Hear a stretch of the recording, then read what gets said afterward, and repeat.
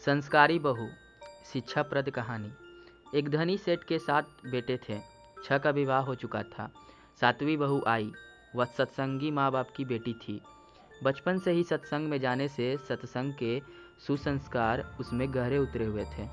छोटी बहू ने देखा कि घर का सारा काम तो नौकर चाकर करते हैं, जेठानियाँ केवल खाना बनाती हैं, उसमें भी खटपट होती रहती है।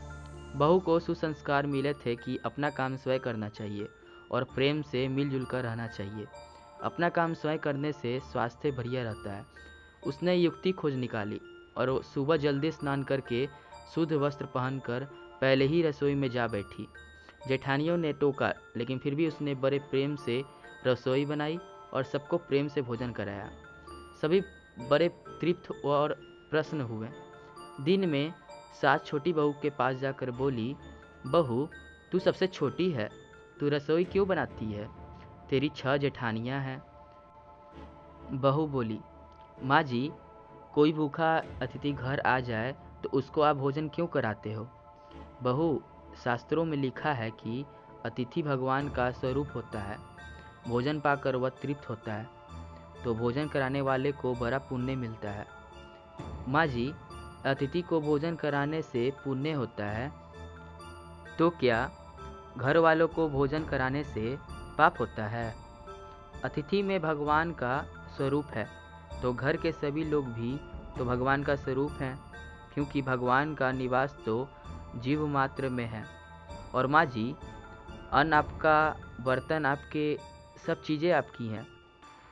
मैं जरा सी मेहनत करके सब में भगवत भाव रख के रसोई बनाकर खिलाने की थोड़ी सी सेवा कर लूँ तो मुझे पुण्य होगा कि नहीं होगा? सब प्रेम से भोजन करके तृप्त होंगे, प्रसन्न होंगे तो कितना लाभ होगा। इसलिए माँ जी, आप रसोई मुझे बनाने दो। कुछ मेहनत करूँगी तो स्वास्थ्य भी बढ़िया रहेगा। सास ने सोचा कि बहू बात तो ठीक कहती है, हम इसको सबसे छोटी समझते हैं, पर इसकी बुद्धि सबसे अच्छी है। दूसरे दिन सास सुबह जल्दी स्नान करके रसोई बनाने बैठ गई। बहुओं ने देखा तो बोली, माँ जी, आप परिश्रम क्यों करती हो? सास बोली, तुम्हारी उम्र से मेरी उम्र ज़्यादा है, मैं जल्दी मर जाऊंगी। मैं अभी पुण्य नहीं करूंगी तो फिर कब करूंगी? बहुएं बोली, माँ जी, इसमें पुण्य क्या है? यह तो घर का काम है। सास बोली, घर का काम करने से पाप होता है। क्या जब भूखे व्यक्ति को, साधुओं को भोजन कराने से पुण्य होता है तो क्या घर वालों को भोजन कराने से पाप होता है? सभी में ईश्वर का वास है। सास की बातें सुनकर सब बहुओं को लगा कि इस बात का तो हमने कभी ख्याल ही नहीं किया। यह युक्ति बहुत बढ़िया है। अब जो बहू पहले जग जाए वही रसोई बनाने बैठ जाए। पहले जो भाव था कि तू रसोई बना, तो 6 बारी बंधी थी, लेकिन अब मैं बनाऊं यह भाव हुआ तो 8 बारी बंध गई। 2 और बढ़ गए, सास और छोटी बहू। काम करने में तू कर, इससे काम बढ़ जाता है और आदमी कम हो जाते हैं। पर मैं करूं, इससे काम हल्का हो जाता है और आदमी बढ़ जाते हैं। छोटी बहू उत्साहित थी। सोचा कि अब तो रोटी बनाने में चौथे दिन बारी आती है, फिर क्या किया जाए।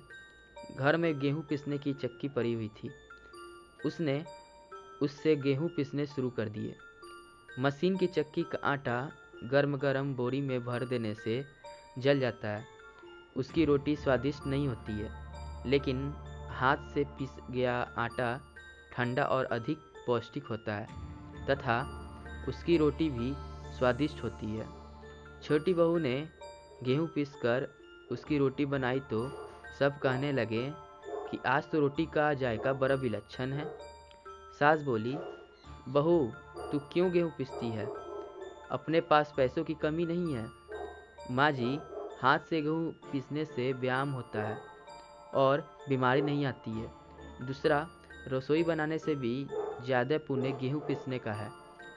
सास और जेठानियों ने जब सुना तो लगा कि बहू ठीक कहती है। उन्होंने अपने पतियों से कहा, घर में चक्की ले आओ, हम सब गेहूँ पीसेंगी। रोजाना सभी जेठानियाँ चक्की में 2-2.5 सेर गेहूँ पीसने लगी। अब छोटी बहू ने देखा कि घर में जूठे बर्तन मांजने के लिए नौकरानी आती हैं।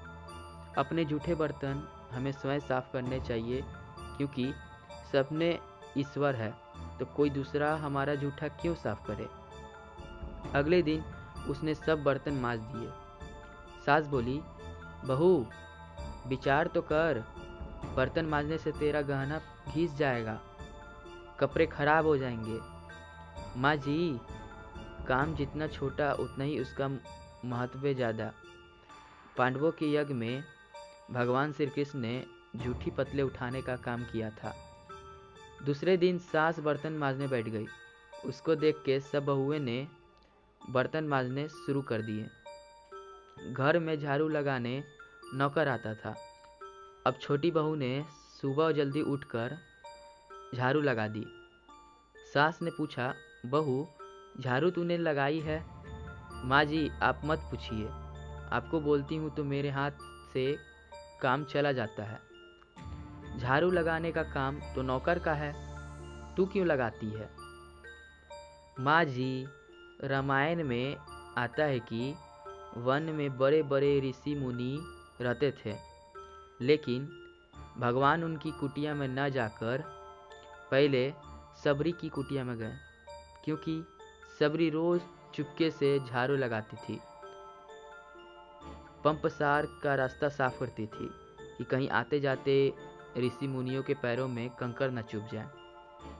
सास ने देखा कि यह छोटी बहू तो सबको लूट लेगी, क्योंकि यह सबका पुण्य अकेले ही लेनी चाहती है। अब सास और बहुओं ने मिलके झाड़ू लगानी शुरू कर दी। जिस घर में आपस में प्रेम होता है वहाँ लक्ष्मी बढ़ती है, और जहाँ कलह होता है वहाँ निरंतरता आती है। सेठ का तो धन दिनों दिन बढ़ने लगा। उसने घर की सब स्त्रियों के लिए गहने और कपड़े बनवा दिए। अब छोटी बहू ससुर से मिले गहने लेकर बड़ी जेठानी के पास गई और बोली, आपके बच्चे हैं, उनका विवाह करोगी तो गहने बनवाने पड़ेंगे। मेरे तो अभी कोई बच्चा है नहीं, इसीलिए इन गहनों को आप रख लीजिए। गहने जेठानी को देकर बहू ने कुछ पैसे और कपड़े नौकरों में बांट दिए। सास ने देखा तो बोली, बहुओ ये तुम क्या करती हो? तेरे ससुर ने सबको गहने बनवा कर दिए हैं और तूने वे जेठानी को दे दिए और पैसे कपड़े नौकरों में बांट दिए। माँ जी, मैं अकेले इतना संग्रह करके क्या करूँगी? अपनी वस्तु किसी ज़रूरतमंद के काम आए तो आत्मिक संतोष मिलता है, और दान करने का तो अमित पुण्य मिलता है। सास को बहू की बात लग गई। वह जेठ के पास जाकर बोली, मैं नौकरों को धोती, साड़ी और वगैरह वगैरह बांटूंगी, और आसपास में जो गरीब परिवार रहते हैं उनके बच्चों को फीस में स्वयं भरूंगी। अपने पास कितना धन है, किसी के काम आए तो कितना अच्छा होगा। न जाने कब मौत आ जाए और सब यहीं पड़ा रह जाए। जितना अपने हाथ में पुण्य कर्म हो जाए वह अच्छा है। सेठ बहुत प्रसन्न हुआ कि पहले नौकरों को कुछ देते तो लड़ पड़ती थी, पर अब खुद कहती हैं कि मैं खुद दूंगी। सास दूसरों को वस्तुएं देने लगी तो यह देख के दूसरे बहू भी देने लगी। नौकर भी खुश होकर मन लगा के काम करने लगा और आस पड़ोस में भी खुशहाली छा गई। गीता में आता है, यद दाचरति श्रेष्ठ अस्तत्व देवेतरो जना स यत प्रमाणन कृते लोक स्तदनुवर्तते।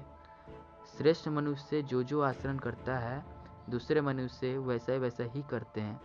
वह जो कुछ प्रमाण कर देता है दूसरे मनुष्य उसी के अनुसार आचरण करते हैं। छोटी बहू ने जो आचरण किया उससे उसके घर का तो सुधार हुआ ही, साथ में पड़ोस पर भी अच्छा असर पड़ा। उनके घर में भी सुधार गए। देने के भाव से आपस में प्रेम भाईचारा बढ़ गया। इस तरह बहुओं को सत्संग में मिली सूझबूझ ने उसके घर के साथ अनेक घरों का खुशहाल कर दिया। तो दोस्तों, आपको यह कहानी कैसी लगी? यदि अच्छी लगी तो वीडियो को लाइक करें और कमेंट में भी बताएं। और ऐसे ही और भी तरह तरह के कहानियाँ सुनना चाहते हैं तो मेरे चैनल को सब्सक्राइब करें, ताकि जो भी नए वीडियो आए आपको तुरंत नोटिफिकेशन मिल जाए। तो दोस्तों, थैंक यू।